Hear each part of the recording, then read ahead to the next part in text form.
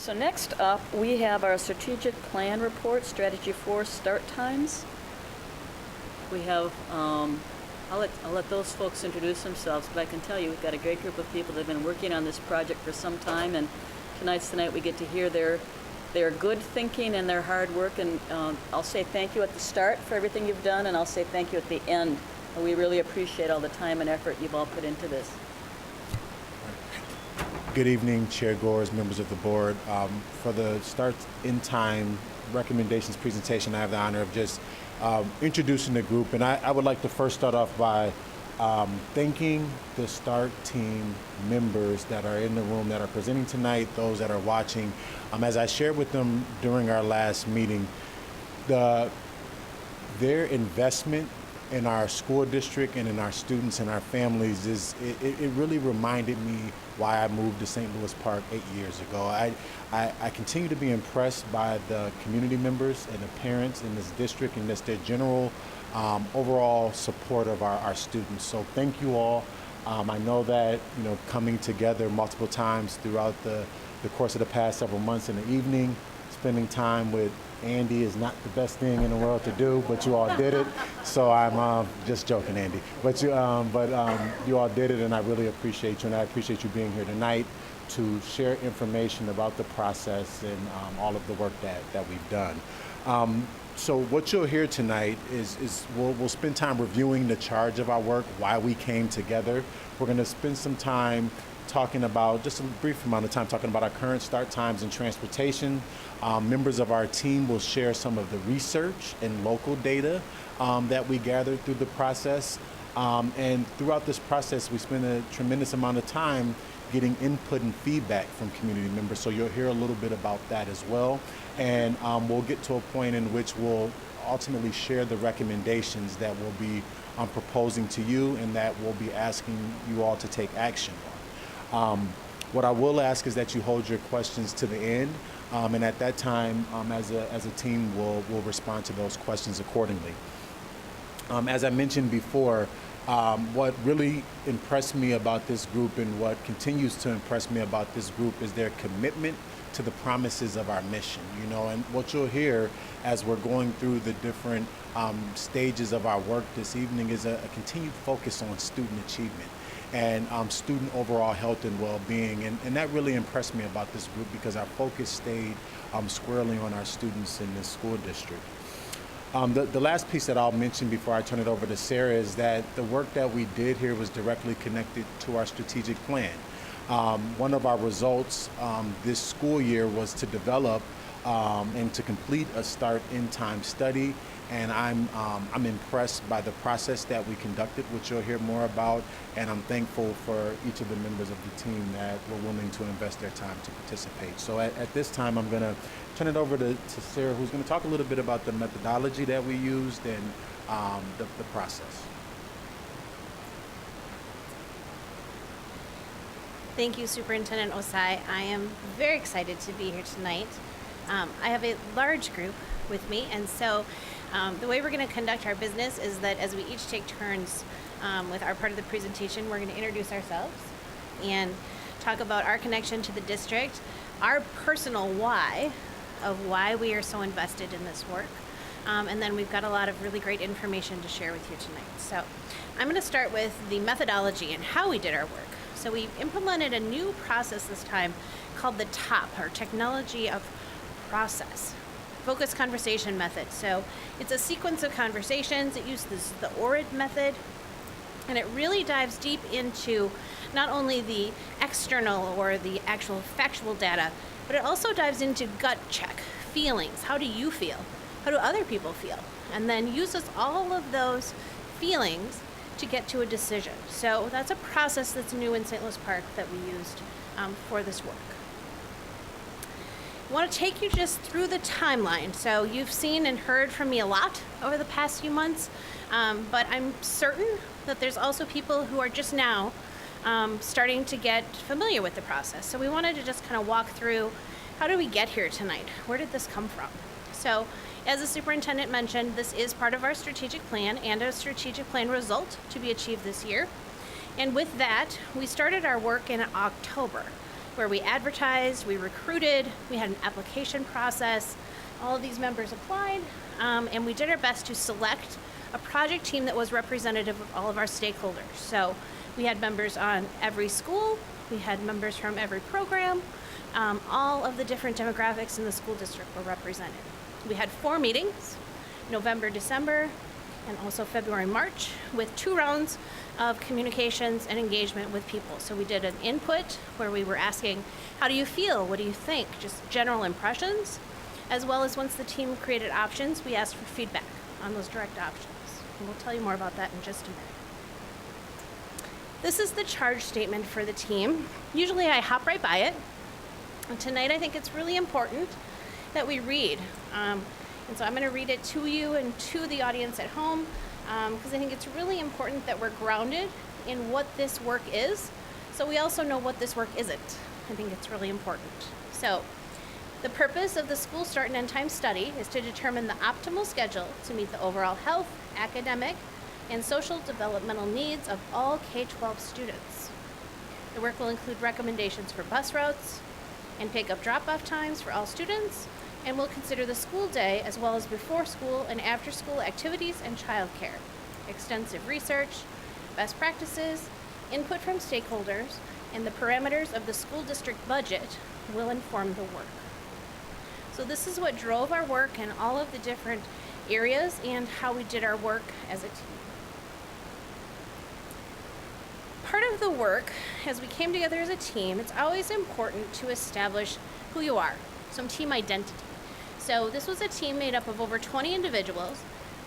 I had not met most of these people before. They didn't know me, they didn't know the superintendent, and so we had to get to know each other and also figure out how we were going to do this work together. And so our first meeting consisted of a couple different exercises to establish our norms, our protocols, as well as our group expectations. And so you will notice, I'm going to flip back and forth for a minute between the two.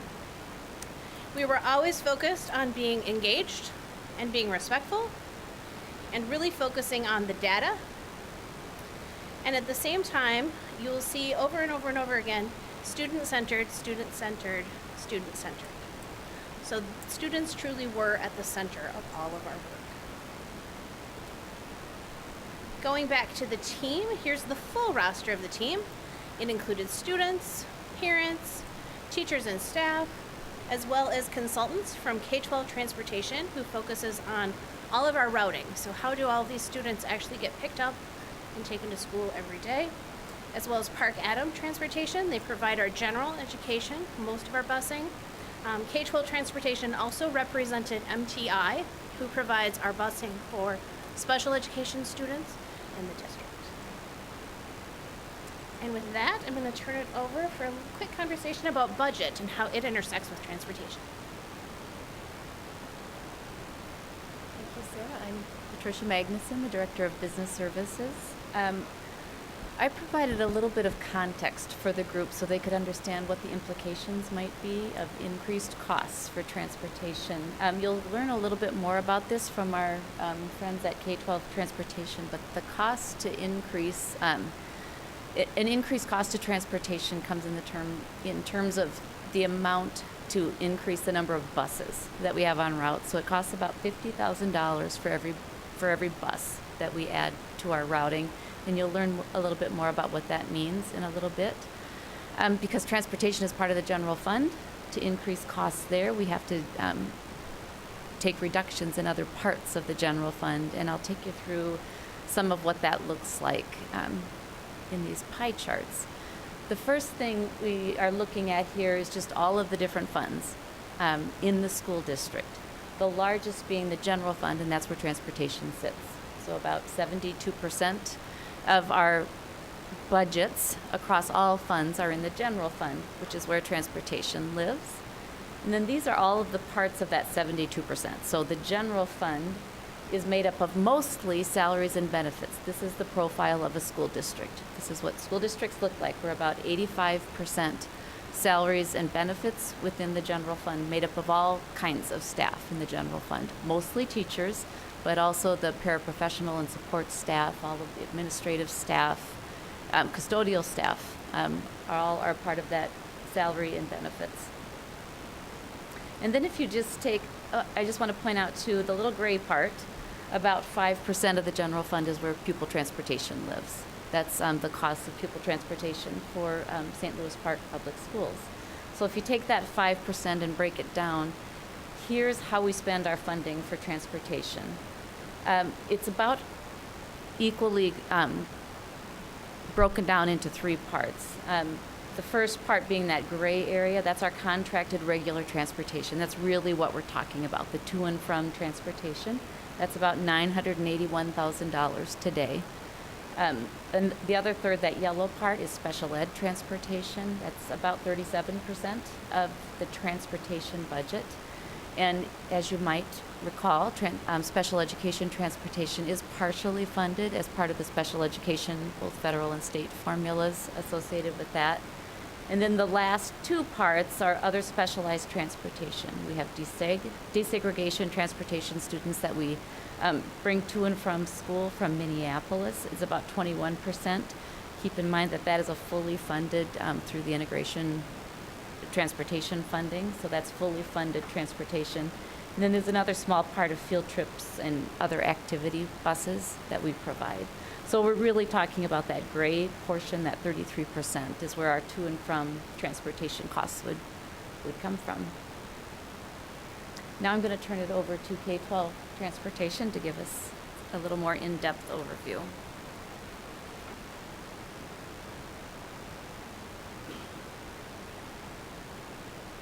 All right, thank you.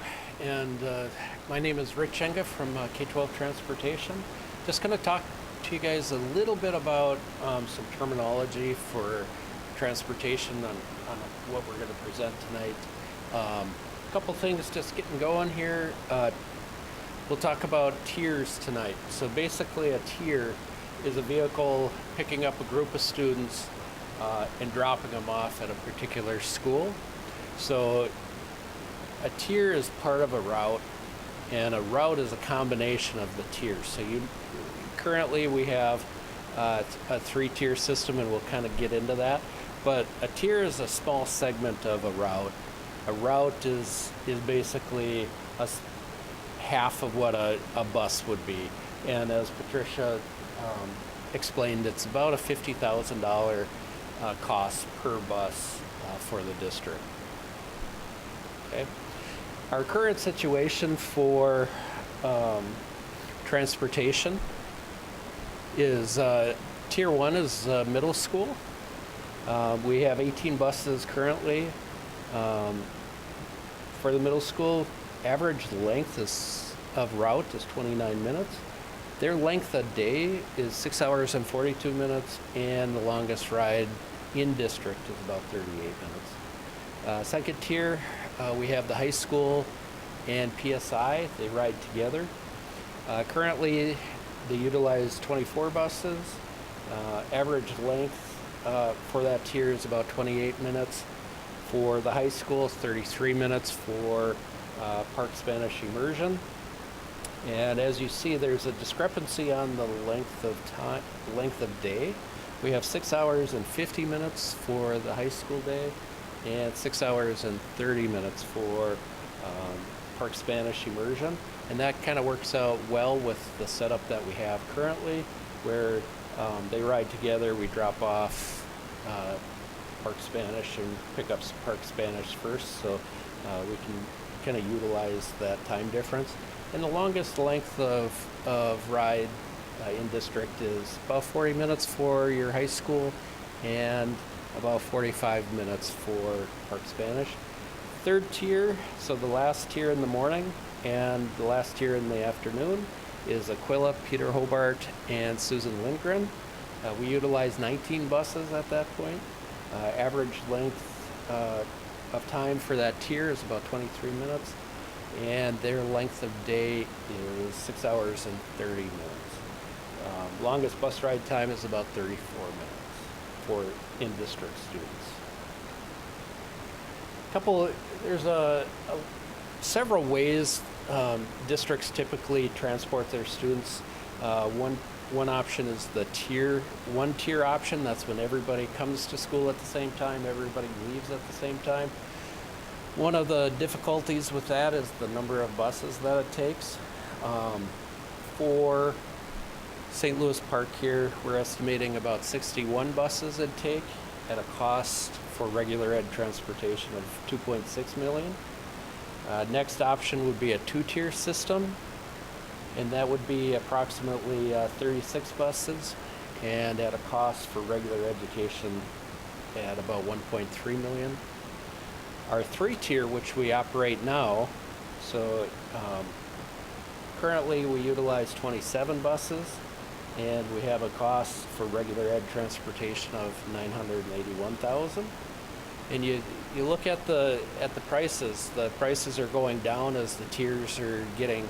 You pack more schools into a bus route, but unfortunately, you get to a certain point where the time that it takes for that fourth tier ends up costing money. So currently, we have a contract where we have our fees for time are based on a 4.5 hour time frame per route, and so as you add more time, costs go up. And so now you're looking at a four-tier. Even though we utilize 23 buses, the cost actually starts going up to $1.1 million just because of that added time. Okay. Current benefits to our current system, basically the efficiency. As you know, we have a three-tier system. That's the lowest cost in the group of the tier systems. Our families are familiar with our time schedules, so their work schedules, late afternoon activities. High school and middle school students currently can now be at home with their elementary siblings when they get home.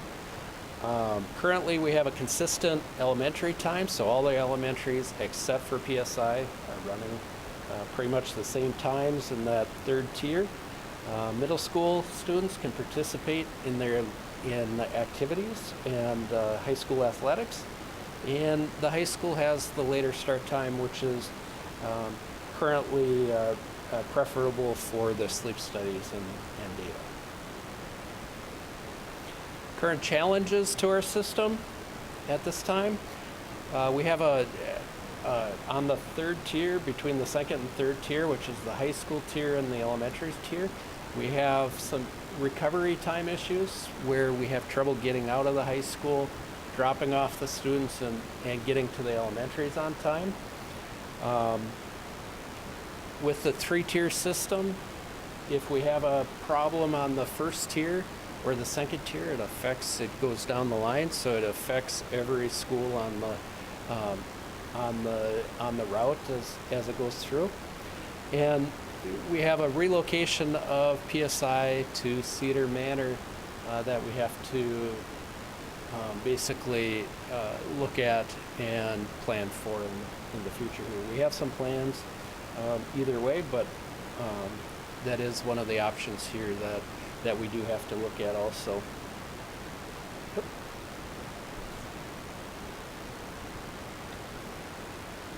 Thank you, Rich. So now we've talked a little bit about how we got here, and we've also kind of laid some groundwork of what we know today. How does transportation work in St. Louis Park? We've learned some new vocabulary about tiers and routes and assorted other things. And now I'm going to turn it over to one of the parents who was a part of the project team, Marty Stillman, and he's going to walk you through some of the academic research we reviewed and some best practices. Thank you. So my name is Marty Stillman. I am a parent of a graduate last year from the senior high school. He's now in his first year of college. I have a daughter who's now a junior in the high school, and then a son at PSI. So the why, I felt passionate about being involved with this process and was happy to be a part of it because I feel strongly about the health impacts that and the improvements that we can make for our students. And this was an opportunity to be a part of that process. So I just have 5 slides to talk about again, there could be long lectures about sleep, but just 5 slides. As a group, we looked at reviewing a wealth of studies examining school start times and heard from a national expert as well. Kyla Wallstrom. And this was important because we wanted to be as objective as we could with respect to taking data and how do we make some of these decisions. And we university felt that research and data would help us. So this included looking at multiple studies, including the intersection of start times with race and socioeconomic status. So research clearly demonstrates that adequate sleep, 8 to 10 hours, is required for optimal adolescent health and learning. Not all students that are adolescents get to 8 to 10 hours, we know that. But we learned that increments of even 15 minutes, 30 minutes, the longer you can get, the better. And as children transition to adolescence, their circadian and homeostatic regulation of sleep, it naturally delays. And so their biologic sleep clock shifts. One of the articles that we read had this quote: adolescents are forced to wake when the start time is too early, before their brains are ready, and many are in a constant state of jet lag.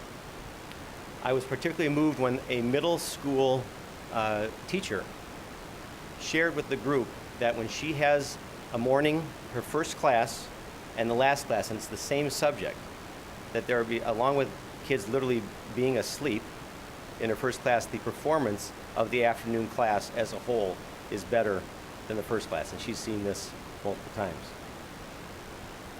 So what are the consequences of inadequate sleep? Decreased academic performance, increased risk of mental health issues, including depression, suicide, and substance use, already issues that are concerning for high school students. Increased risk of risk behaviors. So in one study, such as not wearing a seatbelt, texting while driving, being a passenger in a car of someone who's under the influence of alcohol, these risk behaviors in one study, when they had more than 7 hours of sleep versus less than 7 hours of sleep, risk behaviors were different. And again, it was worse for the students that had less than 7 hours of sleep. Increased risk of sport-related injury. This was a study that looked at more or less than 8 hours of sleep. For the group that had less than 8 hours of sleep, was 1.7 times self-reported increase in injury compared to those with more sleep. What else did we learn? When school start times are later, total sleep time increases for adolescents. So if you increase if you delay the start time, some people say, well, aren't kids just going to go to bed later? And what they found in this interesting study called Sleep More in Seattle, a major study that looked before and after the implementation of a delayed start time, that when they delayed the start 55 minutes, kids slept 35 minutes longer. And again, as we learned, 35 minutes is significant. So what are the gains? Improved outcomes in core classes like math and reading. The gains from more sleep were even stronger for at-risk students. Again, in this Sleep More in Seattle study, when they did this, one school, Franklin High School, that had 88% of socioeconomic kids that were at risk, they had more improvement in decreased absences and less tardiness. And the same was seen in other schools, again with those same student makeup. Fewer car accidents involving adolescents in communities where start times were changed. So the evidence, again, and the support for more sleep was significant, which we all reviewed. So in summary, what did we learn? Sleep is critical for adolescents. We also learned about middle schoolers. They are adolescents, and they experience changes in their sleep-wake cycle. The more you progress through middle school and high school, the more you see this effective change. So as a 10 or 11-year-old, you may or may not start to see it. As a 12-year-old, you start to see more of the sleep change. As 13, 14, etc. So the changes are significant as you get older, but it starts in middle school. Middle school and high schoolers can't simply change their natural wake and sleep cycle. So if you just say, look, you're going to have to get up earlier, so go to bed, they can't do it. It doesn't mean 100%, but the majority of kids can't do it. So they'll just go and they'll just lay in bed. So what happens when you delay start times is they sleep longer. Adolescents get more, as I said, adolescents get more sleep when the times are later. What about elementary students? So we asked Kyla Wallstrom, this was a question too. What happens to elementary students? And what she explained to us was that they're more malleable in terms of adjusting a sleep-wake cycle. So the studies are inconclusive. One study said maybe it makes a difference. That's not good for elementary students. One says it doesn't make a difference. There is no clear-cut science with respect to studies of elementary students. It is clear with respect to middle school and high school. And she explained to us again that so if you had to shift a cycle for elementary students, that is something that they can do more easily as opposed to the older students. So we had this data, and we wanted to get more input. So we wanted to look at comparable school districts. In this case, we looked at, as you can see here, many other districts. What we found basically was that it was all over the board. There were some that compared to some of our recommendations, some that didn't. Edina Public Schools that recently completed a school start time study. You can see here their elementary schools start at 7:50 and 8:40, high school at 8:30, the middle school at 9:20. But again, a variety of tier systems were seen when we looked at other districts. We wanted more data, so we looked at local data. This was from a parent survey. So this is a phone survey of 400 St. Louis Park public school parents. This included people who did not speak English. And so some people said, well, is 400 enough? And we're told by the people who did this, the same as national surveys where you get a representative amount to represent the larger population, that 400 was statistically enough to make some conclusions. What you don't see here, what is my favorite, was when Sarah told us that when she asked the elementary students, they wanted to start school later and end earlier. But other than that, what did we learn? So the elementary parents, about 64% said it felt like the right time. Almost half, 46%, favored an earlier start time.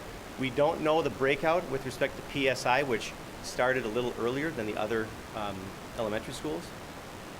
Middle school was pretty clear with respect to 3 out of 4 people saying that they favored a later start time, and 37% felt it was right currently.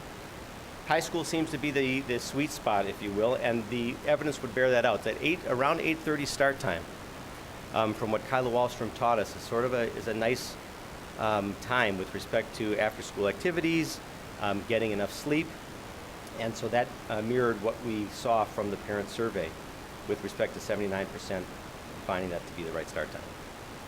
So I will turn it over, and thank you.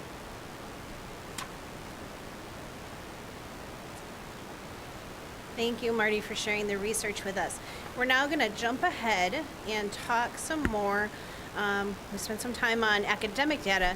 Now we want to hear from St. Louis Park.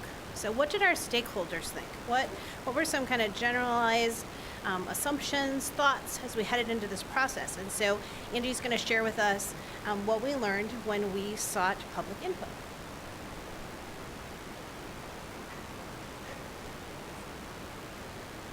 Hello, I am Angela Skelly. I have 4 kids in the district. One at the high school, she's in 10th grade, and then 2 at Aquila in 5th and 1st grade, and then 1 in early learning currently. Why I was kind of drawn to this project was because I do have 4 kids in the district and their education is very important to me. I wanted to get more involved with it, so I thought this would be a great way. And then I also wanted to educate myself on how this all works. So, public input, we asked what are the most important things for the team to consider as they develop the school start and time recommendations for fall 2019. We had 22 meetings with students, teachers and staff, parents, and public community groups. We also did the thought exchange for online sharing. And the common themes we found were to refer to the research, consider student needs first, consider family needs for schedules and childcare, consider budget impacts to school district and families, and consider athletics and activities.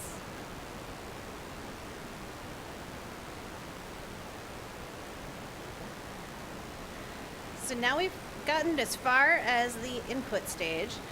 Next, the team came together and had their first chance to dig into all of the data, all of the research, all of the ideas, and start putting some options together. And so I'm going to turn it back over to Patricia and Rich, or maybe just Rich. I'm not sure if they're going to do it together. And they're going to walk through kind of the nuts and bolts of the 4 options that we prepared. Thank you, Sarah. So the group came up with 4 individual options. At the time they came up with options, we didn't have times associated with them. But after the group came up with the option, K-12 Transportation was charged to come up with a time and a cost associated with that option for the district.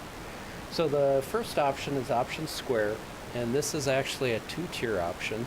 The first tier would consist of Aquila, Peter Hobart, Susan Lindgren, and Park Spanish Immersion, with a bell time of 7:55 and an end time of 2:25. The second tier would be the middle school with a bell time of 8:45 and 3:27, and in the afternoon, I'm sorry, the other school on the second tier is the high school with a start time of 8:45 and an end time of 3:35. Projected costs here is about $1.4 million for regular ed costs on that. Option circle we came up with. First tier consists of Aquila, Peter Hobart, Susan Lindgren. The AM bell time would be 7:45. PM bell time would be 2:15. The second tier would be shared between Park Spanish Immersion and the middle school, with Park Spanish having an 8:30 a.m. start time and a 3 p.m. bell time. For Park Spanish, middle school would be 8:30 to 3:12. And our third tier, the high school tier, would start at 9:15 and end at 4:05, with a projected cost of $1 million. Option triangle consists of Aquila, Peter Hobart, Susan Lindgren, and Park Spanish Immersion on Tier 1, with a bell time of 7:45 a.m. and a PM bell time of 2:15 p.m. High school would be on the second tier, currently where it's at, with a bell time of 8:25 and end time of 3:15. And the third tier is the middle school tier at bell time of 9:10 and the PM bell of 3:52, and that had an estimated cost of $1,053,000. Our fourth option that was presented was created by the group here and was presented to them for a decision on what to forward to you guys, was the diamond option. First tier consists of Aquila, Peter Hobart, and Susan Lindgren, with a bell time of 7:45 in the morning, and PM bell time would be 2:15. Second tier would be the Park Spanish Immersion and the high school. Park Spanish would have a bell time of 8:30 and end at 3 p.m. And the high school would start at 8:30 and end at 3:20. Third tier would consist of the middle school, and that would be at start time of 9:23 and an end time of 4:05. And that one was pretty much cost neutral.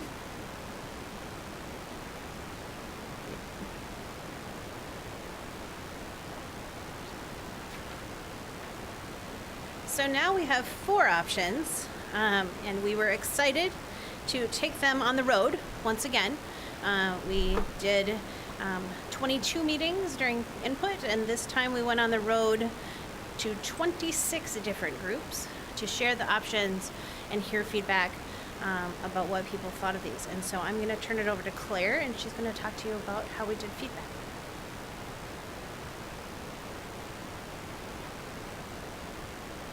Good evening. My name is Claire Warren.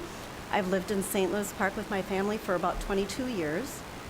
We've had 2 sets of kids go through the schools here. Our older set came in middle school, or junior high as it was then.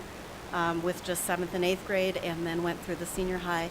My younger 2 kids are now a 2nd grader in PSI and a preschooler who will be in kindergarten in a few years. So I was kind of excited when this opportunity came up because I've been looking for a way to get a little bit more involved, specifically in the school district, not just the community. So I put in my application and was shocked to be one of the people picked, but I'm very happy to do so thank you for that opportunity.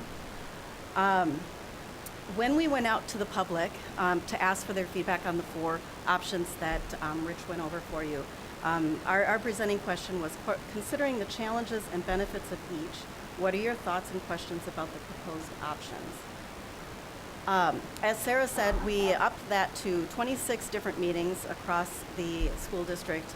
We met with students, teachers, staff, all of the same people, parents, public community groups, and even up the usage of the tool that they had launched previously called Thought Exchange. So if you're not familiar with this tool, it's pretty cool.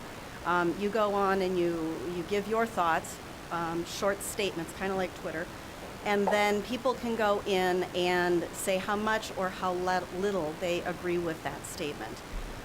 So just some stats from that. We had 860 participants and 579 thoughts shared. Over 21,000 ratings on those thoughts. So I think it's a good way to gather a lot of quick feedback from people to some of those short statements, those instant thoughts. Some of the common themes that we heard from people, of course, in support of the opportunities to expand the after-school enrichment opportunities for the elementary school, both academic and otherwise. And as well, we heard across the board that people all agreed that those middle school students needed more sleep. I think everybody everywhere was in agreement with that. There were some things that they wanted us to consider seeing these options, remembering at the time that they didn't have the information about the start and stop times or the budget that was added after this part.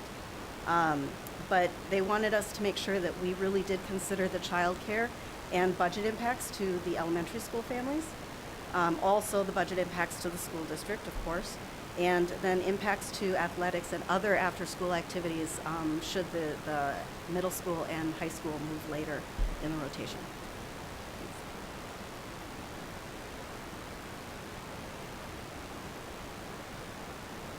Thanks so much. So a big question that has come up since the group last met is, so how do you have 4 options and come to a recommendation to send to the school board? And so I'm going to invite Chris Clark up, and he's going to walk you through the team, how they did their work, and specifically how they came to consensus on the options you're going to hear tonight.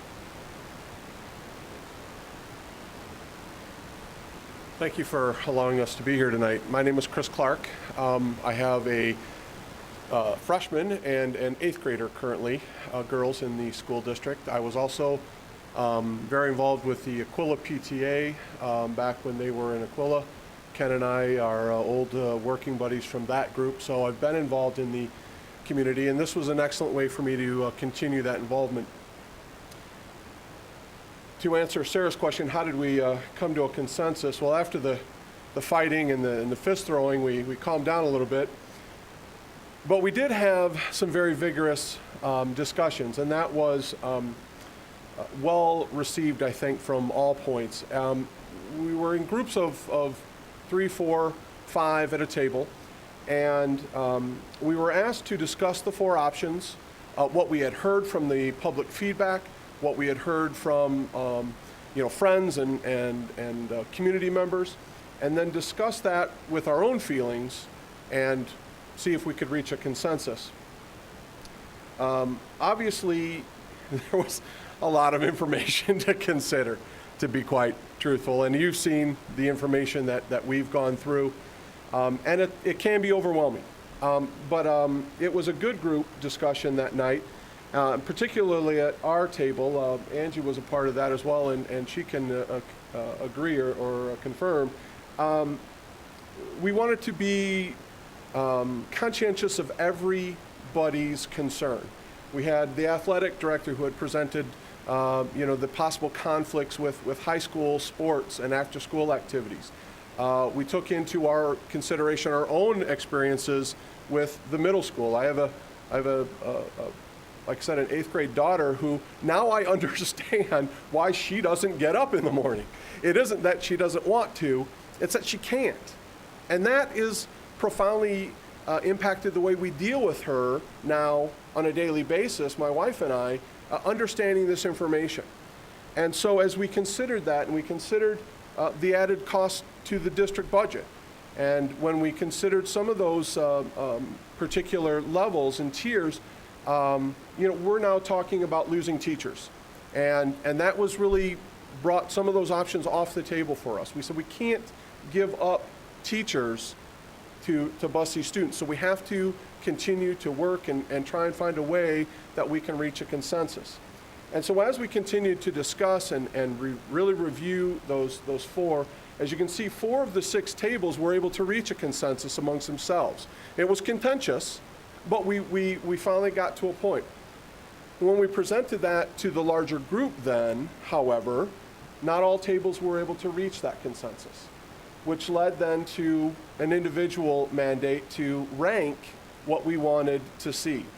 And I think if we were to go back to those tables, I think the ranked outcomes clearly spoke more to, again, all of those different items being taken into consideration.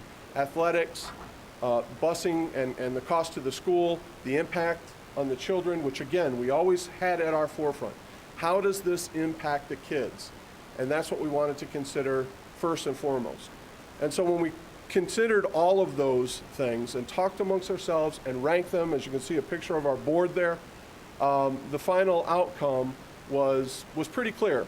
And our 2 proposals were pretty clear. And so it was a process. It was a lively discussion, but it was one that we believe, I think I can speak for the group, that we worked hard at and we're very comfortable and very proud of the work that we did. And we're looking forward to your decision and consideration of our presentation. Thank you.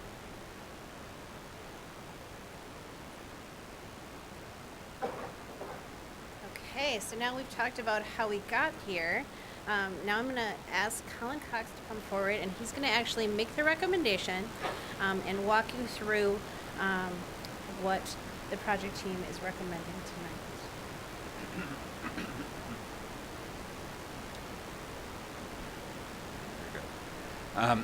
My name is Colin Cox, and some of you may recognize me as being on the learning design team. So I have a son who is in 5th grade at Aquila, and I have a goddaughter who is at PSI. So I have a couple of people who are invested in this, a couple of reasons to be invested in what goes on here. And again, as I said, the learning design team and continuing to see what St. Louis Park is able to do in terms of our facilities and then things throughout the curriculum day. So as Chris mentioned, we had a lively debate and a lot of discussion here, and I think you can see it in some of the presentations by the parents, how invested they were and how many questions they asked. And I think we've glossed over the fact that we really put Rich through the ringer through part of this process. And people weren't even, when they were saying, let's start with a 3-tier system, people said, but what about? But what about? And so people were really pushing up that envelope, really taking it seriously about what everybody had to say and what we were hearing from input.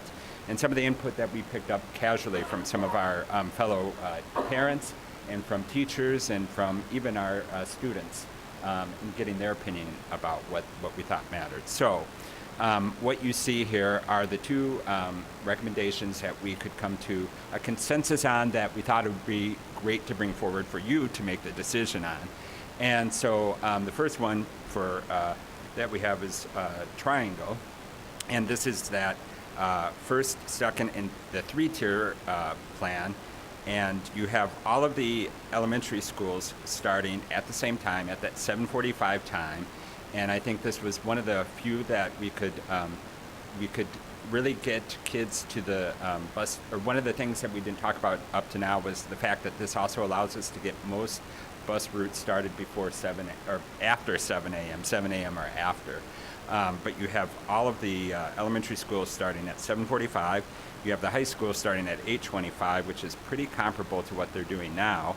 And you have the middle school starting at that later time of 9:10. One of the challenges with this would be in terms of athletics and how that works with some of the middle school athletics, and we did ask that question. And that was a really hard point for a lot of people, and people were really sitting there and debating that, including at the table that I was at. I was amongst three middle school people, including a student, and again, I take this kind of seriously too because I have that fifth grader who's going to be at the middle school next year, and so thinking about those opportunities is important for me as well. And then for the other recommendation that we have, the project, or for the other recommendation is Square, and this is that two-tier recommendation. And we have all of the elementary schools again starting at the same time at that 7:55 in this case, and finishing up at 2:25. But then we have the middle school and the high school starting at 8:45. And again, if you can look at and think things from that middle school perspective, which that middle school seems to be really important when you think about those transitional years, that this does provide a little bit more opportunity in terms of athletics, and as we heard some things even from the student side, but also from the coaching side. The two differences between these, obviously, as they mentioned earlier, were some of those costs, and that this is a more expensive option. And so some people really had reservations about that, not knowing what that really meant. But a lot of people felt drawn to this because of that, going back to some of those things when we talk about how to serve all students, and going back to some of those guiding principles.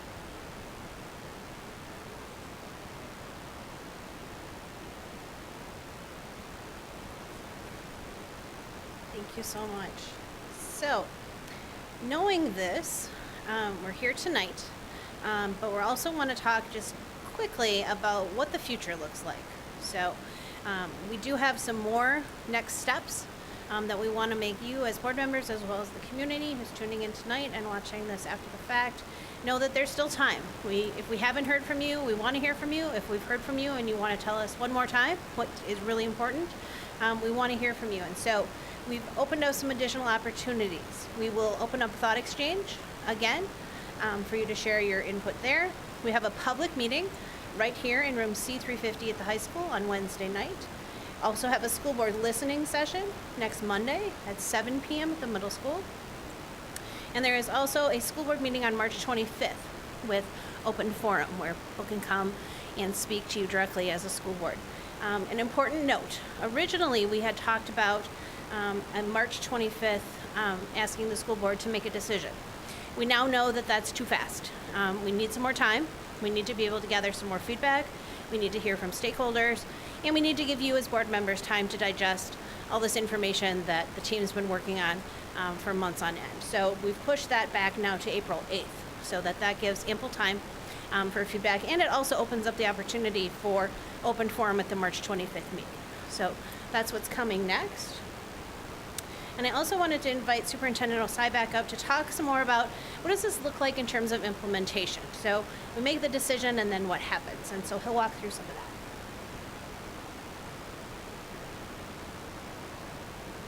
Thank you, Sarah. I guess I failed to introduce myself when I started and say why I'm invested in this work. So my name is Ashton Osai, superintendent here, and I have a kindergartner, and I have another student in elementary school in a few years. And I just think that this is mission critical, that as we continue to move forward and aspire to have all of our students actualize our district mission, that we're taking into consideration the overall health needs of all of our students. And as Sarah said, I've greatly appreciated the feedback and input that we've gotten from our stakeholders on this topic. And, you know, I would say we've heard a variety. I've heard a variety of different things connected to start time and changing start times. And I would say if we put them into different groups, one of the pieces that we heard is just the child care implications, right? And the potential increased costs to families by moving elementary school earlier, right? So as we think about that creates additional time in the afternoon where certain families don't have to have child care now. changing would have implications. So that's something that I've heard quite a bit from our families that have provided feedback, and that's something that as we move forward, we're going to have to really consider how we mitigate those costs to make sure that a change like this does not have significant financial impact for families. Something else that we've heard a lot about is just the implications for student participation, right? We recognize as a public school district that while our primary focus is around academics and education, that we're looking at the whole child, and that many students are engaged and motivated to come to school because of the extracurricular and co-curricular activities that they get to participate in on a daily basis. So one of the things that we've heard a lot from our community from a feedback standpoint is, how will you ensure that my child will still have an opportunity to participate, particularly at the middle school and at the high school? So as we continue to move forward, these are different things that we really have to think about as we develop a plan to meet the needs of all of our community members. So we're currently in the process of looking at, particularly at the elementary level, how do we increase options for families? Either it be school-age childcare in its current form with Kids Place, or how do we access additional targeted services programs to create opportunities for students to stay after school in a safe environment where they can continue to learn and grow, so that it doesn't become a cost barrier for families. We also have to consider what will it look like from a transportation standpoint, and also from just an overall offering standpoint with the options that we presented for middle schoolers, from extracurricular and a co-curricular activity standpoint, and also what does that mean for our high school students, knowing that if we back times up, that it could potentially interfere with class time. So these are just a number of things in high-level themes that we've heard and that we're looking at right now as we move forward. And we recognize that in order to ensure that we're meeting the overall academic health needs of our students, that these are going to be major pieces that we'll have to come up with solid plans for.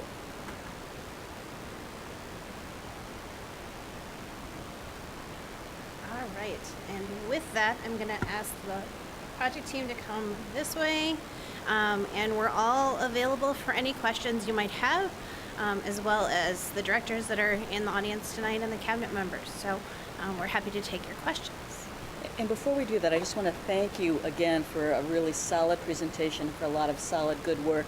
And I appreciated the fact that you told us you had some heartfelt conversations about that, and I suspect that our questions are going to ask a little bit more about that and dig and probe a little bit deeper to hear your best thinking, any concerns you have, any concerns you don't have, what you want us to look at that you weren't allowed to look at if there are such things, or what you've thought about since. So just give us your best effort, and when we ask a question, I want anybody to feel free to come up and answer. Just because one person goes first, I don't want any of the rest of you to feel like it's not okay for you to come and give us your thinking as well. Okay?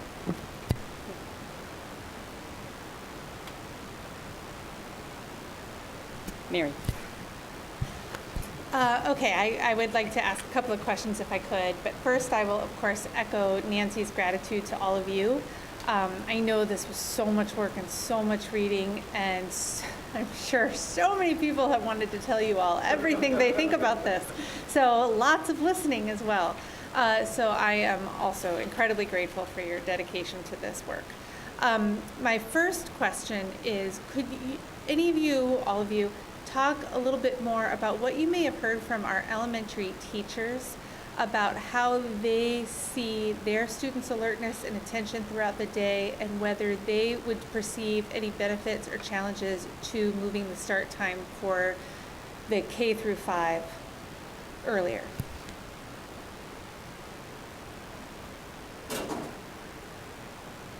I wanted to look around just to make sure nobody else wanted to take it, because I recognize you all have heard from me quite a bit, so I know that you want to potentially hear different voices. But what I heard specifically, and what we heard as a group from our elementary staff, is that they are looking forward and excited about this potential opportunity. What they've shared with us is that, just developmentally, that our elementary school age students, as the day goes on, they lose stamina, so to speak, so that they believe that being that they're up earlier generally, that the sooner they can get them, the longer that they can have them in a very focused, engaged environment.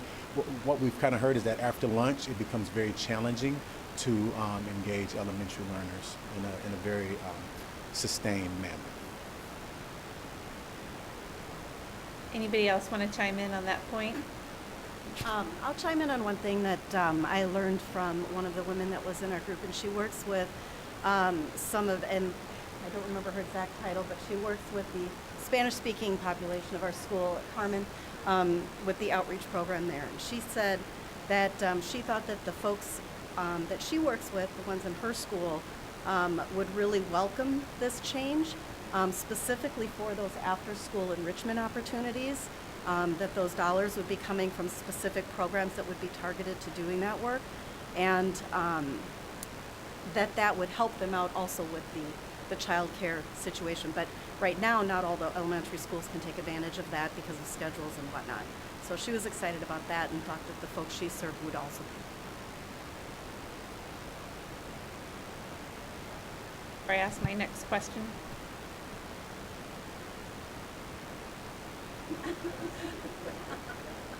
There's lots of people.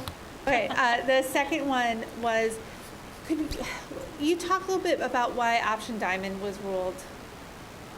taken off the table? Because I see that it's the cost neutral option.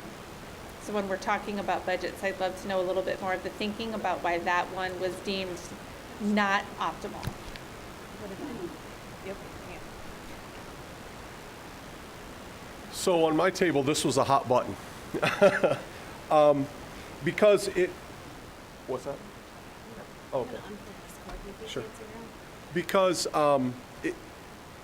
at first blush, this looks like the best option.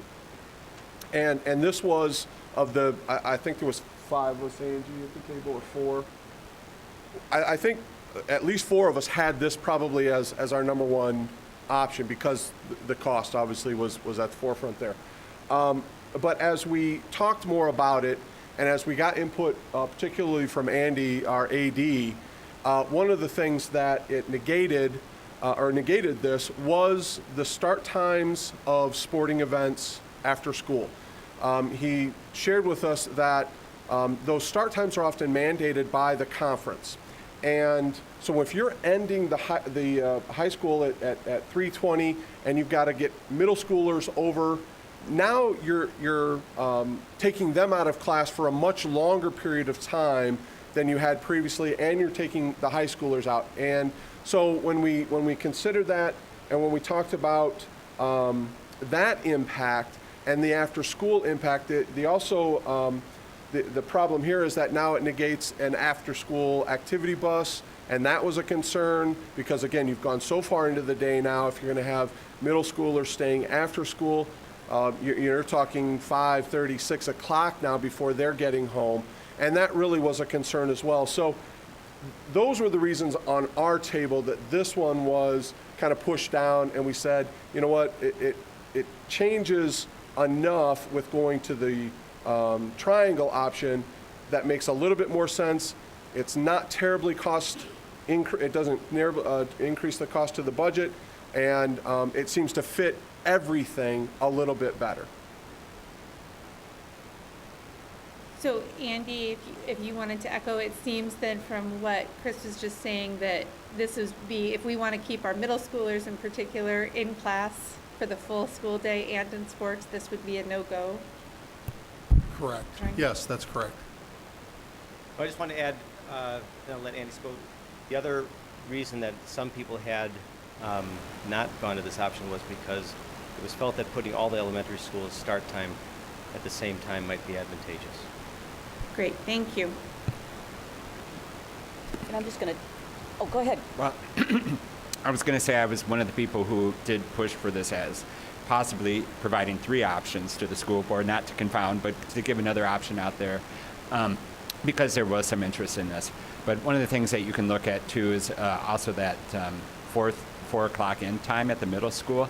And we did hear a lot from a lot of middle school staff and students about that benefit of having that extra time at the end of the day and how much they appreciated that.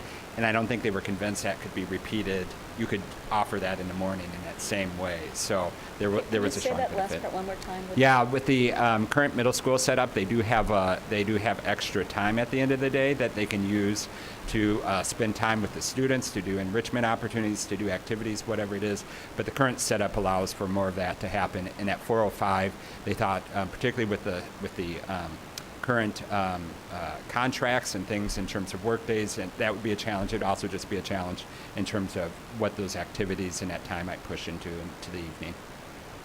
I just wanted to jump in related to the diamond triangle conversation, since they're both free tier options, and ask a little bit about the safety considerations for K through 5 children waiting for buses in the early morning dark hours, and the slight spin on that is, under the diamond option, PSI doesn't have to have kids out at 6:45. Under the triangle option, as I understand it, the earliest pickup time for a kindergartner for PSI is going to be 6:45 a.m. So I just want to know how you all weighed and considered and thought that through. So, again, that was a hot button topic because that was a big concern. We would have preferred, had we been able to have that nobody gets picked up before 7. But with Rich, right?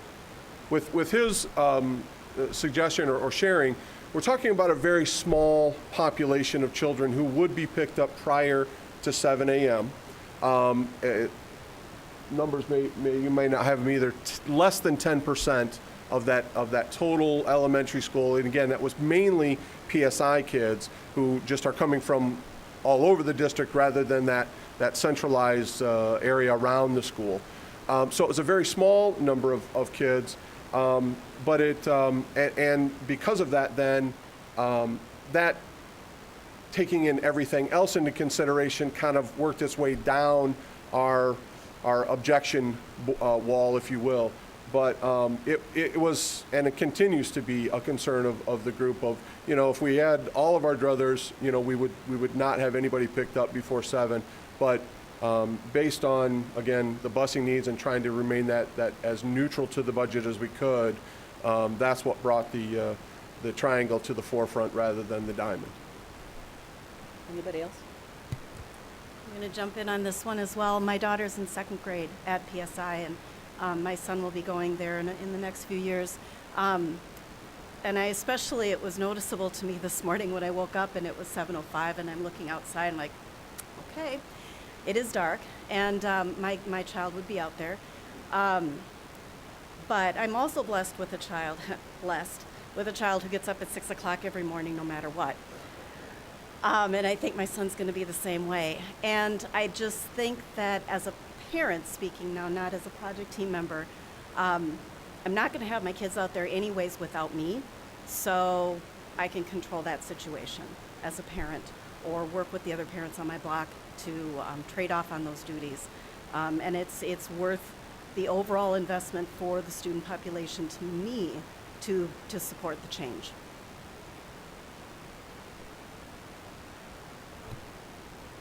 Just a little bit about some transportation stuff. A couple of things that we're kind of charged with coming up with these options. One, try to get everybody before 7 o'clock, try to get everybody picked up after 7 o'clock for in-district students. For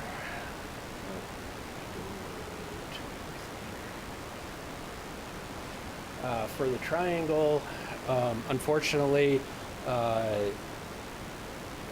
being that Park Spanish Immersion is a district-wide school, it makes it really difficult to maintain a low cost of transportation and to have everybody picked up before the 7 o'clock time, or after the 7 o'clock time, excuse me. Being that Aquila, Peter Hobarth, and Susan Lindgren are such little pockets in the district, divide the district up into 3 separate areas that are a lot smaller than the entire district. That's why we're seeing where we're able to keep everybody picked up at 7 o'clock or after for Aquila, Peter Hobart, and Susan Lindgren. Being that Park Spanish Immersion is a district-wide school is the reasoning for the fact that we have to start those routes earlier, because it takes, just a thought, your southeast side of the district, picking up a group of kids, it might take 15-20 minutes to get from the southeast side over to the Cedar Manor side to drop off the students at PSI. So that's what the difference is on that one. But we do, it's all about costs. So if that is something the board really wants to strive for, we can look at that and put a cost to it. Square, we're able to, so Square, the pickup time currently as with the times all together at the same time. So Square actually is a 6:55 pickup for PSI. We're able to, if we can adjust the Park Spanish Immersion so that the times aren't aligned with the other elementary schools, we can push that one back, but only that one. We won't be able to slide Aquila, Peter Hobart, and Susan Lindgren back with that. But we were able to do that if we were able to move Peter Hobart. So we could make that one so that PSI would have 7 o'clock or later pickup. So just one quick question related to square or triangle. How many total buses are we talking for each of those 2 options?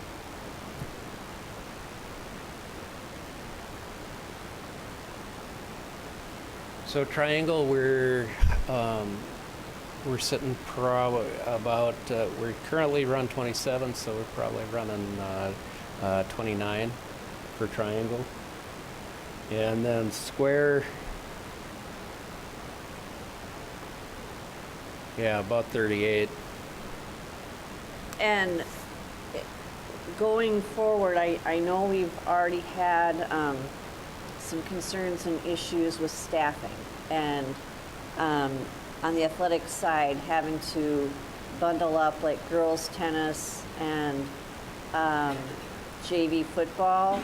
Is that right, Andy? So yeah, so one concern I have is, can we even hire and sustain enough personnel to make this feasible?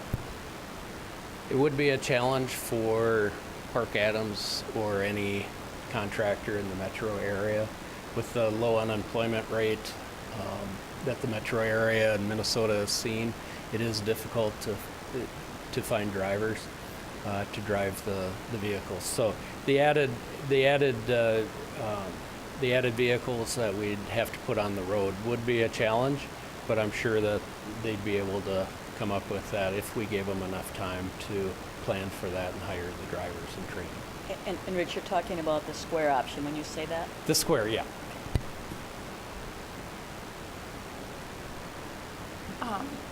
Marty, you mentioned the sort of advantages that the team had seen for keeping the elementaries together. And can you speak a little bit more about that? Because I just heard Rich say, maybe there was wiggle room in one, but it sounds like you picked the 2 where they were all together, and I'm just curious about what the team Yeah, so this was primarily thought. from the staff and principals and others involved that spoke to maybe some of the educational opportunities that would come for staff if the times were the same. Some perception in the district of equal treatment for all the elementary schools as well.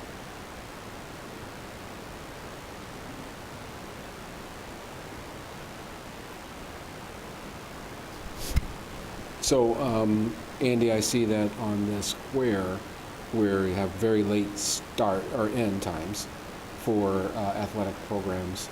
You want to speak to that a little bit? How would that work out? Well, it would greatly increase the amount of school time that high school students would be missing, and it would just push everybody's day that much later. It would just about double the amount of school time that they're missing currently right now. Square wood. Yep. Marty, in your presentation, you had mentioned social economical benefits to. Can you talk a little bit? I may have missed. Sure. So those points. in the Sleep More in Seattle study, they found that there were advantages to less tardiness and absenteeism in all the schools that they looked at that had a later start time. In particular, the advantages were seen even more in the schools that had ethnic diversity and socioeconomic disadvantage.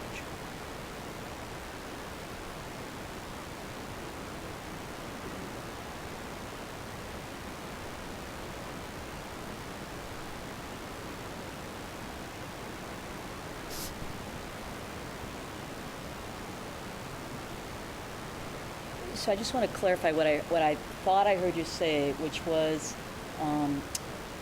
in terms of the safety concern for elementary school students starting earlier, it's the consensus of the committee that they're going to be okay at 7 a.m. in the dark, or they're going to have a parent with them, and if they don't have a parent, they're still going to be okay. I mean, we looked at this 9 years ago, and that was a major concern for the board at that time, so I really want to circle back to that and make sure I'm hearing you accurately on what you're telling us. Chair Gores, so what we recognize is that in the state of Minnesota, about 2 months a year is dark at around 7 o'clock, and we also recognize that it is certainly a significant consideration as we want to make sure that all of our students are safe. We also recognize that there are a number of school districts around us that have made this shift, and that if the board decides to approve one of these recommendations, that we can learn from the strategies that those other school districts have taken to make sure that their students are safe at the bus stop in the morning. But we certainly recognize the concern and the potential safety implications, and we're willing as a project team and as a school district to figure out ways to ensure student safety. Just to add to some of the feedback sessions that I attended, there were parents of elementary school students, close to half want an earlier start time. And the other thing is with respect to childcare, and again, it's not for everybody, but some said, well, this will help me because I've been having to find childcare in the morning. I'm not trying to oversell it, I'm just saying that at the feedback sessions that I attended, I heard that feedback as well, that this may be advantageous. We as a team, we really pushed on that too, and we asked again. I think Rich really he deserves a lot for his time in trying to really figure that out, because we really did say, what about this? Can we shift this? We were asking a lot of those questions. What if we move 10 minutes? And then he would go through and do just what you saw him do up here, do that mental math and try to figure out if that's going to impact and what that's going to look like. And I think as we were weighing all these things and we were doing the best that we could with the information and the time that we had, that felt like probably we could accept a certain level of that based on the level of impact that would have. Not saying that that's not significant, but we were just saying that if we're looking at everything, when you're balancing out the health of students who are adolescents, when you're balancing out start times, athletics, after-school activities, jobs after school, all of those things, for that percentage that it would affect. And we know that any of these changes will affect just about everybody, will have some change in their day. So it seemed a little bit more like a smaller thing that we could come to a consensus on. Not to give a 100%, like we're all behind this, but to say that we can agree that these are probably our best options. Thank you. And one thing we did, because as a committee, with the safety piece, that was important to us. I just want to be clear on that. And so it did come across saying, we'd like to, how late can we go to address that, and then running into all the other after-school issues. So it wasn't perfect, said, but we did look at that, and yeah, we'd love 70 buses and everyone to get picked up at 8. I mean, which is what we wanted. So I just don't want to. That was a concern that was addressed. Thank you. I really appreciate you giving us your heartfelt considerations on that. Anybody else on that before we move on? Move on?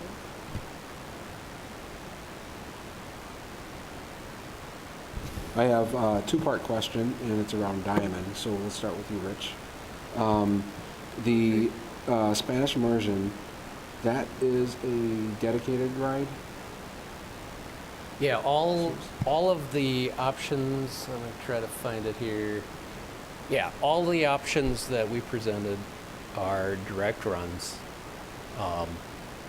And so they would, Park Spanish would have their own buses. Then back to you, Andy. So the Diamond, I just want to flush this out a little bit. So the Diamond, that's not part of the initial presentation. The middle school getting out at 4:05 would prevent those middle school students or athletes to participate in the varsity or high school activities straight off.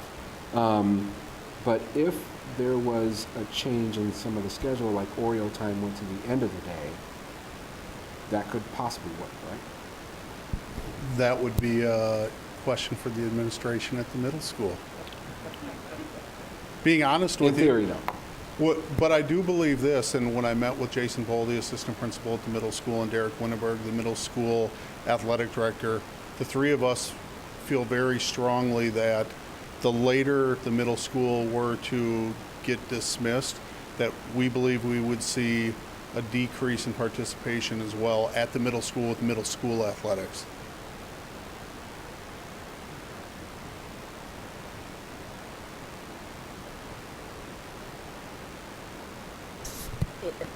Lots to consider. I thank you so much. It's kind of like nothing's perfect, and you're doing a balancing, as you've said, and it's kind of like a Tetris puzzle. If you move this piece, then this piece, then this piece, and we pull it all together. Is there anything that you think that we need to look at more closely or consider that you weren't able to do, or that's raised a flag for you? We're going to do a deeper dive into some of the pros and cons and cost-benefit analysis at our next meeting. But I wanted to give you a chance to say, well, we have this question that we weren't able to get resolved within our time frame and what we were asked to do. So I just want to give you a chance.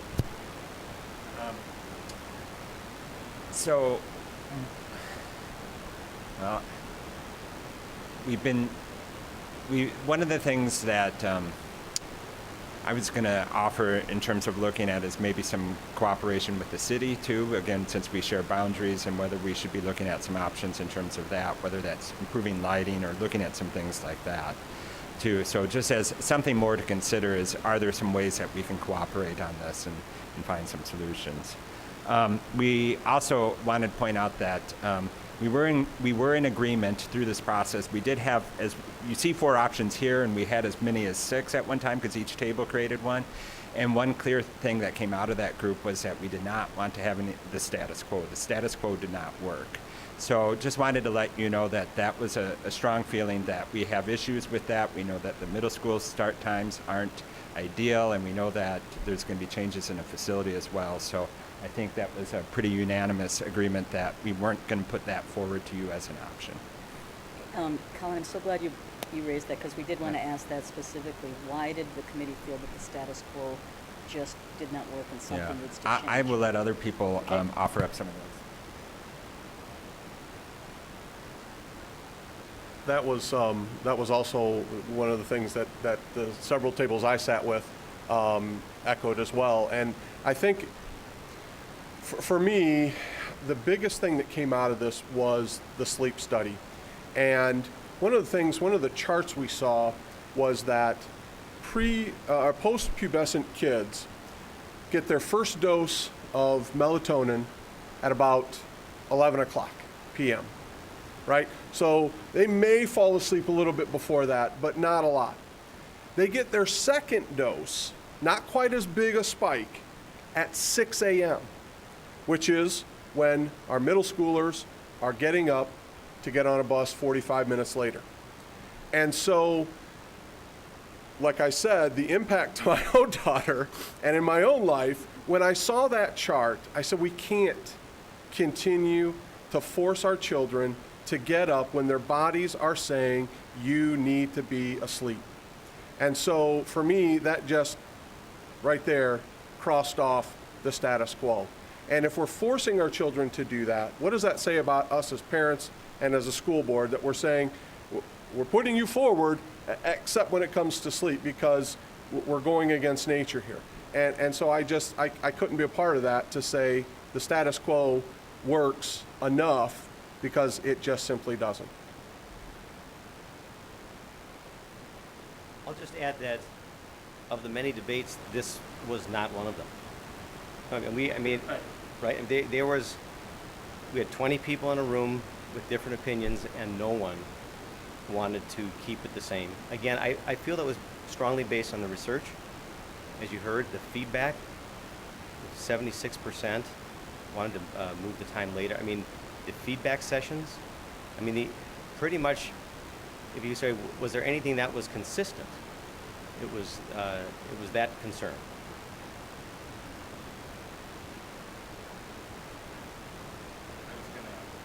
Just offer again that there was that option circle too that we also jettisoned pretty quickly too, or after it was given some thought to. So that was again, we would look at those things and we took them seriously, and we decided that was a no-go. And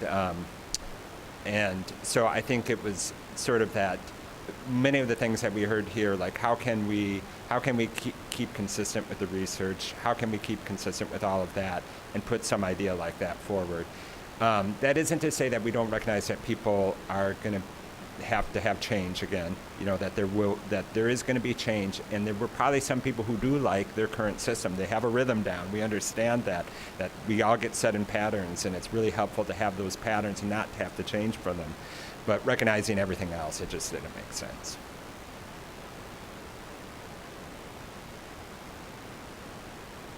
So before I finish, I don't want you to, we met before this meeting, and we got so that we could get a better understanding of what all the material was and what our process would be going forward. And one of the things that I have asked the administration to do is to come up with some kind of a status quo option for us to look at our next meeting, in case we have options. We could decide on the change and implement it in 2020, or we could decide on the change but delay implementation a year if we feel like working out what needs to be done for childcare after elementary school is going to take more time. And those were kinds of discussions and concerns we were having.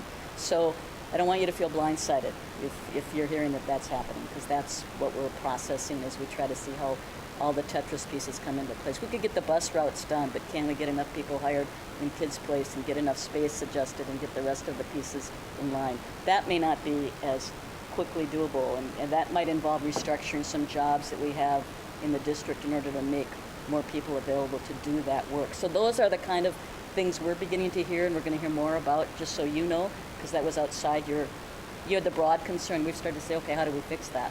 And that's kind of where we're coming from. For anybody watching at home, Sarah, am I right? You created something on the website and put all the research studies into it so it's easier for people to find. And can you just tell us all what you've done? Yeah, the district website is loaded with all of the information, and we just keep refining it so that it's easier for people to get to, and we will keep doing that. So by all means, it's right under Find It Fast. You can click on Start and End Time Study. You can see all the data we've reviewed tonight as well. And so, and then because now I have the microphone, thank you, Nancy. I also wanted to just tee up the opportunities for additional feedback. So tonight's Monday. We'll be back here again on March 13th, Wednesday night, for a public meeting with Facebook Live. And there's additional opportunities on March 18th, March 25th. And then hopefully we'll be back here on April 8th to talk more about this.